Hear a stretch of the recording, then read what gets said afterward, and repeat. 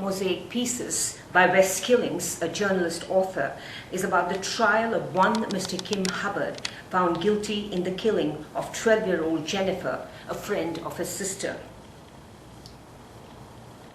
The author, then a journalist in Pennsylvania, reveals that his investigation unfurled discrepancies, conflicting evidence, leading to an unfair trial.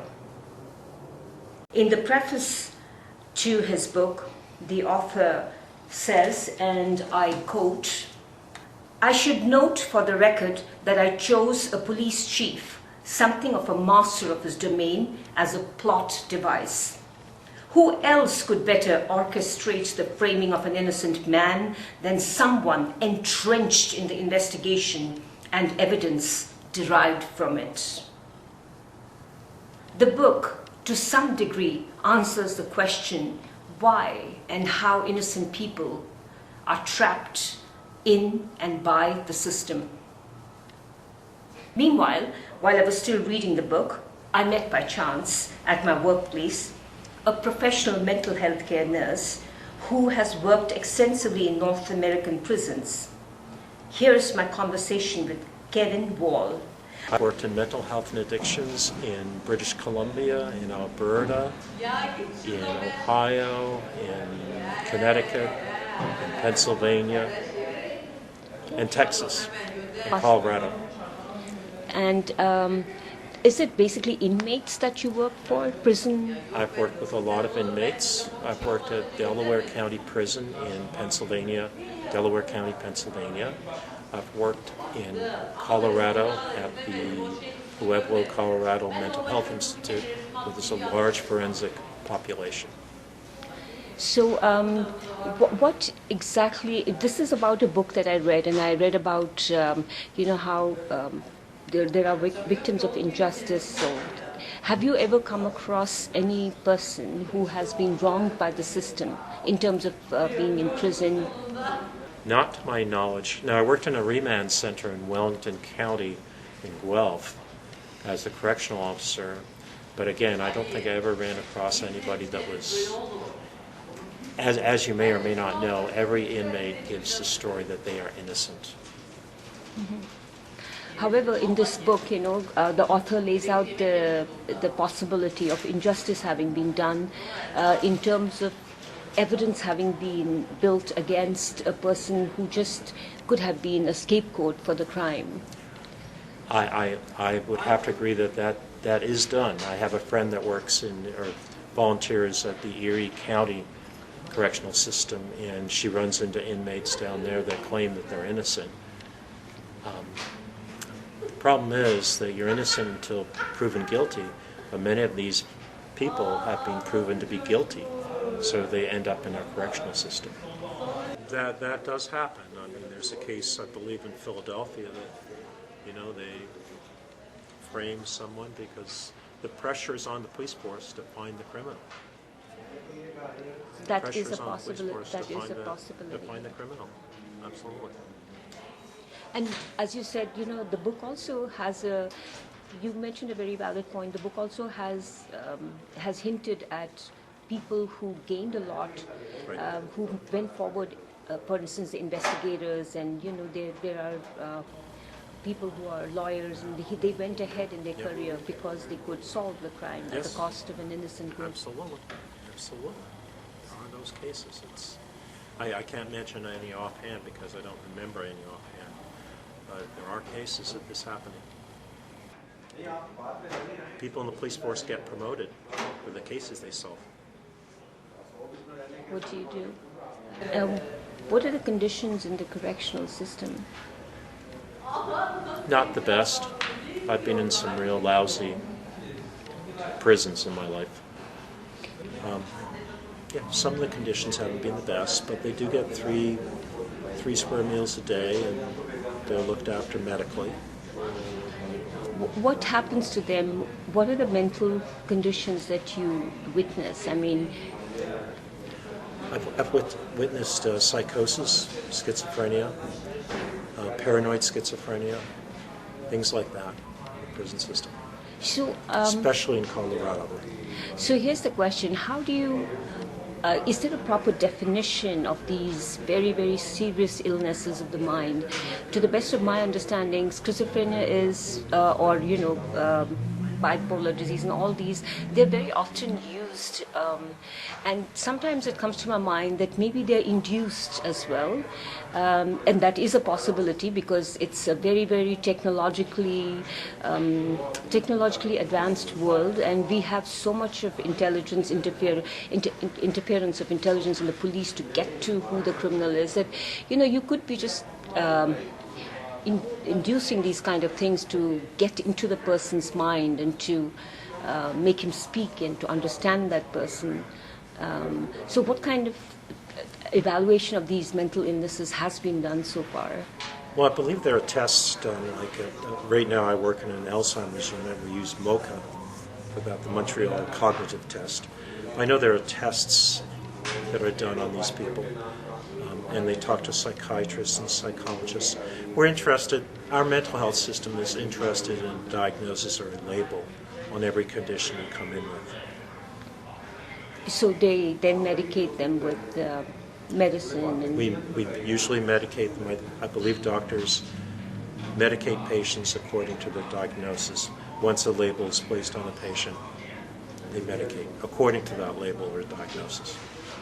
And my earlier question was, some of the inmates are ferocious, some of them are not really good mentally, they are hardcore, some of them. Right. So our medical system, as we were talking earlier, is not, and as you suggested, is not geared for correcting imbalances. All that we are doing is we are trying to cure the person of psychological illness like depression or schizophrenia, but to correct the psychological make of the mind is the most difficult thing, to make them devoid of that criminality. How does that happen? Boy, that's a real difficult question for me to answer. I'm a nurse, so I know it's the psychiatrist and the team, the psychiatrist, the psychologist, the social work team that would be working on that, and the nurses, of course. But the psychiatrist is the main leader, or the team leader, that would decide how to treat a patient, though they accept the input from the other professionals. But as a nurse, I'm sure you medicate, so you know what medicine, yes. What are the normal medicines given? Are they for the diseases that you just spoke about, the mental illnesses that you just spoke of? In a lot of cases, antipsychotics, antidepressants. We give benzodiazepines, things like Haldol, Peridone. Haldol, of course, is the old form. Then we have Risperidol, things like that we give. Just an honest answer from you. How much do you think they impact or correct the negative or the imbalances of the mind? Do you think you can cure schizophrenia, for instance, or psychotic behavior? Yes, perhaps. I think we can. I've seen lithium work on bipolar patients. I've also seen antipsychotics work and antidepressives work. For me, one of the solutions to mental health illness is to get up and have a cup of coffee and exercise. And they say that's just as good, if not better, than antidepressants. I just love that answer. I know. It's the ability of the human being to cure himself. Yes. First, to realize the condition. That's the most important thing. Right. You have to have the frame of mind, and somebody has to get you into that frame of mind where you realize that this is a negativity or an imbalance that's happening to your mind. And then for somebody to push you in there and say, hey, everything will be all right. But then the circumstances or life has become so tough that you keep dragging into that morass of nothingness. And that's, I guess, where you have to have this will to survive. Have to have that. Tell me about your experiences. I worked in a unit, long-term psychiatric unit at Temple University on the north side of Philadelphia, North Philadelphia. And I found the difference between me and my patients were they didn't get up in the morning, have a cup of coffee, and have a focus or a goal on doing something. Their life was staying in bed. They wanted to stay in bed. I had to force them sometimes to get out of bed. Tell me some of the most weird experiences, some of the experiences that have left an indelible mark, for instance, on your mind. The most weird experience? Weird or indelible experience? I can certainly tell you about some of the weird experiences. I had a patient in Philadelphia. If I told him my birth date in maybe 3 seconds, he would tell me the day I was born. No way. Yes. I don't know my date of birth. I know. So how would he know? He was an idiot savant. And he was right? He was right all the time. Oh, wow. No, you couldn't. No, he was right all the time. What are they like, these people who commit crimes? What are they like when they're in a correctional facility? Well, this gentleman was not a criminal. However, what are they like? Some of them, that you can get along with them. Then others, I've worked on a unit where we had 5, maybe 10 patients locked in a room, and if they wanted to go to the bathroom, they would ring the bell, and the guards would open up the door. They would have their fronts against the wall, and they would have their hands behind them, and they would chain them, and then they'd be able to walk to the bathroom in 4 points, in 4-point chains. And then at the end of their tour in the bathroom, they would walk back to their room, and they'd open up the door, and they'd take the chains off, and the patient or the inmate would be back in his cell. But doesn't that destroy the person's mental ability to recover from whatever he has done? I would certainly agree with that. I know I've spent time in Philadelphia, and as everyone may not know, Eastern State was built in Philadelphia in the probably middle 1800s or early 1800s, and the theory of the Quaker prison was to meditate for 23 hours a day by yourselves in one cell, one person or one woman in a cell, and this is not the answer. You mean meditation? To correctional. Right, this is not the answer. So what is the answer? I don't know the answer for sure, but I know it's not solitary confinement, which was what the Eastern State Penitentiary in Philadelphia was built on. In fact, there's a model there. I have been to Philadelphia. I've been to Pennsylvania, and very close. I was wanting to travel. I remember there's a prison that's it's a visitor's attraction. It's a visitor attraction now. I forget the name. Oh yeah, Eastern State. It's the Eastern. Philadelphia. Is that yes. the one you're talking about? That is the one I'm talking about. So how do they when they get to prison? Is there a blueprint, or is there a process whereby they will be cleansed? I again keep referring to this crime and punishment is one thing, but where there's crime, there is not always punishment, and where there is crime, there's not always repentance. So the spiritual aspect, Dostoevsky, as I was talking to you the other day, talks a lot about this whole process of how the state has usurped the cleric's role, right. And there is no repentance. So unless you repent, there's no cleansing of your That would be true. system. I would have to agree. So what are your thoughts on that? What is?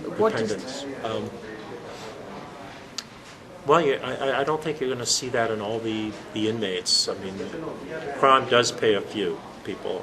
I'm not going to mention some of the upper crusts of our society, but there are many people who are getting away with this. It's not the lowly criminal that gets away with this. We just had a $20 million gold heist out at Pearson Airport. Have they caught those people yet? I don't think so. Will they catch those people? Maybe not. Because gold is shooting up like crazy and currency is going down like crazy. So there's a whole bunch of criminals who are so intelligent, criminal intelligence, I would say, yes. And they want to make a fast buck. That's what my whole question is. That's what the query is all about. How do we train police or the people who are collecting evidence to how do we change their mindset to look at it from the point of view of computers, artificial intelligence, which is still being used. You could have a system whereby you can connect a lot of people together. Right. And that is the most scary part. And anybody who has gone through it or is going through it, my heart goes out to them, because there are those criminals who are untraceable, who are through computers and through wires hooking up people and creating such a rupture in their lives. How do you train a police force with such little resources? Boy, I don't have the answer. What would you do if you were the municipal head of the police? It's a municipal Yes, sir. area of It can be. You have the governance. RCMP, which is federal. Which is the federal, yeah. I'm not sure how you train these people. There is such a program at George Brown and Ryerson and these other universities on forensic science, where you study computers and whatnot. My nephew was trading in Bitcoin, and he went on his computer to pay somebody back the bonus he received, and his bank account went blank. He lost $500,000. Good Lord. And then what happened? The He police? committed suicide, we think. Oh. But we're not sure. This was 4 or 5 years ago. And there's no trace of the culprit? There was no trace. And the bank? It was a Canadian man? It happened in Canada. It happened in Oak Bay. It happened in Vancouver. And the bank didn't get to... So you're saying that the computer auditing does not...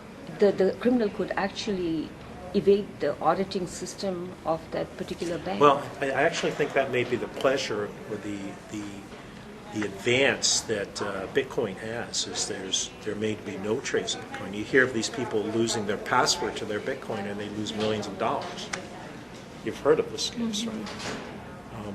So I think that may be happening. There's no trace. And that's the pleasure, the advantage of Bitcoin is there's no trace. There's no trace, yeah. If you lose your passcode, though, you've lost your Bitcoin. Yeah? I didn't know. I haven't played in Bitcoin. Yeah, I didn't know that. Yeah. But that's terrifying. Yeah, that's terrifying. That we are not, as a society, what's happening is the technology is moving very far ahead, fast and very far Very ahead. fast. But we are not able to modernize our institutions to catch the criminal, Right. to have that kind of technology. Right. What do you do? So what's the pressure on the nurses and the mental health system of this country? They say that there's very little resources going to understanding mental health. What's your take on that? I would say there are resources there. I work with 3 wonderful psychiatrists. I work with wonderful psychiatrists in Pittsburgh as well, and in Philadelphia. So I think there are resources there. I don't know if they're being used adequately. We could certainly use some more money in the field. What is one of the most neglected areas, you think, in mental health, and that needs the resources to be put in?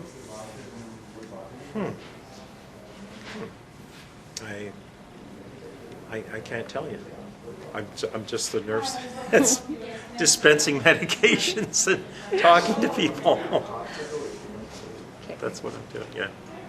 Anything else you'd like to say? No? Any experience that comes across? That, Well, in Philadelphia, we also had a Mrs. Obama come in. Oh, wow. This woman had this beautiful psychosis, delusion, not a psychosis, a delusion that she actually was Mrs. Obama, Wow. and she was not. So what tell me more about this. This is so fascinating. How do you kind of hallucinate that you are somebody who's not? So she, what did she explain do? her delusions. So she was not Mrs. Obama, No, but no, she was. No. It's like- and she would be released from our service, and then she'd come back a month or 2 later, and she'd still be Mrs. Obama. So what did we she couldn't do? cure her from that. So what did she do? Maybe it was her hidden desire, or what do they call it? The unconscious projection of herself. That Yes, this is- yes. What did she do though? Was she, because She just acted like Mrs. Obama. She said, "I want to be called Mrs. Obama." oh wow. Yeah, it was bizarre. But other than that, what would she look at her? I mean, would she track her, follow Mrs. Obama, and then try and imitate her? Was Boy, that? I didn't know that. But you would just I didn't know. I didn't know that much about her. But I know she was on our unit or the unit next door to us. I think she was on the unit next door to us, so I didn't have much interaction. Okay, what's the most scary experience you've had? Well, probably the scariest experience I had was I was working days on our unit in a hospital that was understaffed in Philadelphia. It wasn't Temple, but I came in on days, and the guy who I had just put into 4 points as I was leaving, he was wandering around the unit, and the night nurse said, "Kevin, what do you expect me to do?" Because we didn't have the staff to put him back into 4 points. Oh God. So I had to put him back in. We had to put him back into 4 points because we had enough staff with the night and the day staff. But prior to that, I could understand that he didn't have enough staff. So did he resist, or did they? Oh yeah, I got punched in the face for that one. Oh wow. Have you seen any violence, like physical violence from these people? I have seen some physical violence, not as much as you might think. But then 10 people. Sorry, go ahead. Go ahead. So I was just wondering, 10 people in a room. That's a wee bit too much. I'd go crazy. I'd go crazy. Well, not 10 people in a room. No. No? Whenever I said the 10 people, I meant 10 people, one in each cell. Oh, one in each So cell. Yeah. 10 people on the unit. Okay. Yeah, but they each had their own Each cells. had their own cells. But some of them were violent enough that you had to what do you call All it? of 4 them. point. All of them on that unit had, if they were to come out of their room, would have 4 points on. And did you see a worsening of their attitude or more violence instead of I didn't. They understood that if they were coming out of their room to go to the bathroom, they would be put into 4 points. That was, yeah. Do a lot of inmates end up being researched upon? It's a very honest question I'm asking you, because, and I hope you have an answer. Well, there's this story of in Philadelphia back in before the 30s and the 40s of them being researched on, and they should not have been researched on. But did they get to know about it later? Well, yeah, they did. Yeah. Because that's a very powerful lobby of people, the